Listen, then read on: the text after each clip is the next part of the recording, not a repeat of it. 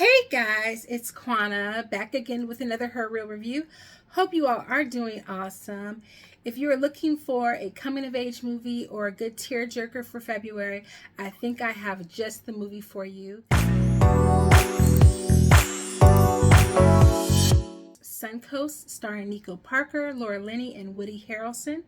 It is slated to hit Hulu on February 9th. And I want to tell you all about this movie and why I think it's worth the watch. But before we get into the video, do me a favor and hit the like and subscribe button so that you can follow me for more movie recommendations. Suncoast is about a young girl by the name of Doris who is going through the traumatic experience of witnessing her brother, who has suffered brain cancer, go into hospice facility in the early 2000s. But it's not just any hospice facility, it is the hospice facility at the center of the Terry Schiavo case. I don't know if you guys remember that from 2005. Linney stars as her slightly overbearing but also slightly neglectful mother, Christine. And Woody Harrelson is a protester who she meets and becomes a surrogate father figure. The film is truly a coming of age and a kind of unhidden gem type of story where Nico Parker is playing Doris, a 17-year-old who has been sheltered for most of her life and finally gets the opportunity to experience real childhood angst and antics. We follow her as she strives to make friends at school, learns how to drive, and ultimately deals with the grief of losing her brother.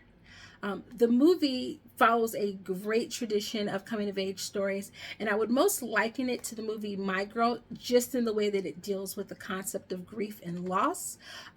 Although I will say you're likely to cry much more at My Girl than you will with this one, because there are some good laughs and some good 2024 friendships that are working here.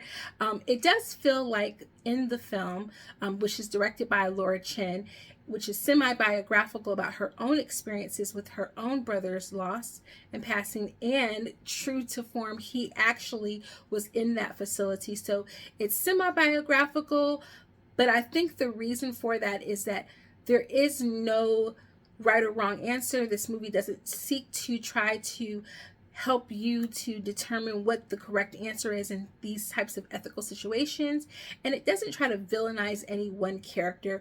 Everyone in this movie ends up looking pretty good and shiny and kind at the end of it all, and so for that, it's kind of shocking that the movie does have that rated R. Searchlight, as you may know, is owned by Disney, and I'm actually quite surprised that they just didn't go for the PG-13 rating. There's not a ton of nudity in the film, although there is some recreational drug use and some drinking that takes place, because it does deal with teenagers and teenage antics and hijinks that are at play. And of course, there is a bit of foul language, especially used by the part of Linney's character, who uses them mostly for comedic effect. I do think that they could have worked toward that PG-13 rating, and it may have made the film a little bit better, especially if they weren't going to give us a heavy-handed, deep, and traumatic or dramatic type of film. The acting is really solid. Nico Parker shines in this movie, and I thought this was a great follow-up to her role in 2023's The Last of Us, which she definitely did a phenomenal job in that as well. Woody Harrelson, as always, to me, he's really at his best when he's playing these mentor type characters. It gives a lot of Haymitch vibes from the Hunger Games, and so I think that most people will enjoy him in this role. Although I must say the role that he plays is semi-questionable, because while you might see the posters and assume that he is the father of this girl, he actually isn't, and how he comes into her life is a little unorthodox, and there's never really any explanation to his presence in her life. You're just supposed to accept it as the audience, and I do think that in 2024, audiences are going to have questions about that and are going to want or expect the filmmakers to address them, and the movie never does. I will say that the movie's most significant flaw is that there is a secondary storyline with regards to the character of Doris's coming of age, and it is in the relationship of her friends, and there are some elements of that that are never fully addressed or answered. And while the movie is a coming of age, the way it handles the ending does feel like a slice of life, is what I've heard some people refer to it as, because it feels unfinished in the way that a slice of life sometimes does. But it is a coming of age story. And in fact, it follows Doris and her family for several months of this year of her life. And so it's really about her development, her growth as an individual, and her coming to understand who she is in the wake of loss. I thought that the relationship and the chemistry on screen between Linney and Nico Parker was spectacular.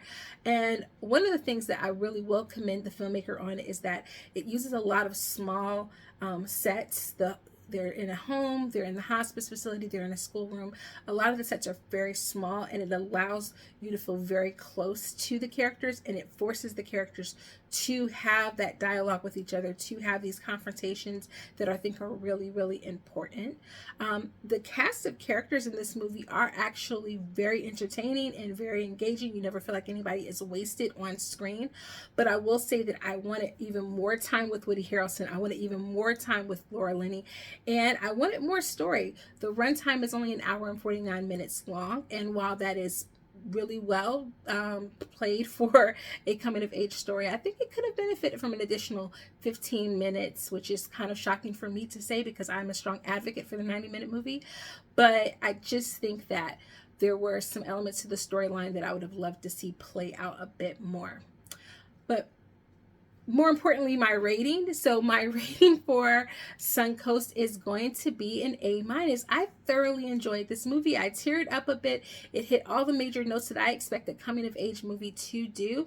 I do think that the rated R was a little too harsh, and I don't think that coming of ages, unless they are dealing with stories that kind of have a irredeemable quality to them, don't need to have it rated R.